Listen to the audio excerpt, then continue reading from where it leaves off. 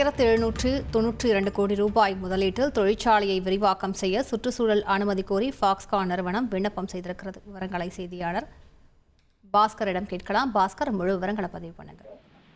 ஸ்ரீபெரும்புதூர் சுங்கமாச்சத்திரம் சிப்காட் வளாகத்துல சிறப்பு பொருளாதார மண்டலம். தொழில் தொடங்குறதுக்கும் ஒரு தைரியம் வேணும். தையல் தொழில் மூலமா மாசம் பல லட்சம் எப்படி சம்பாதிக்கிறதுன்னு நாங்க சொல்லிக் கொடுக்கிறோம். ஃப்ரீடம் ஆப்பை டவுன்லோட் பண்ணுங்க. வருகிறது. அங்கதான் அந்த பாப்கார்ன் தொழிற்சாலை என்பது இருக்கிறது. அந்த தொழிற்சாலையை விரிவாக்கம் செய்ய திட்டமிடப்பட்டிருக்கிறது. ஏற்கனவே இருக்கக்கூடிய முதலீடுகள், அதை தாண்டி வேலை வாய்ப்பை தாண்டி இந்த விரிவாக்கத்தின் மூலமாக 1792 கோடி ரூபாய் முதலீட்டுல தொழிற்சாலையை விரிவாக்கம் செய்ய சுற்றுச்சூழல் அனுமதி கோரி விண்ணப்பித்திருக்கிறது பாப்கார்ன் நிறுவனம். இந்த தொழிற்சாலையில தான் ஆப்பிள் ஐபோன் உற்பத்திக்கான அந்த உதிரி பாகங்கள்லாம் தயாரிக்கப்பட்டு வருகிறது.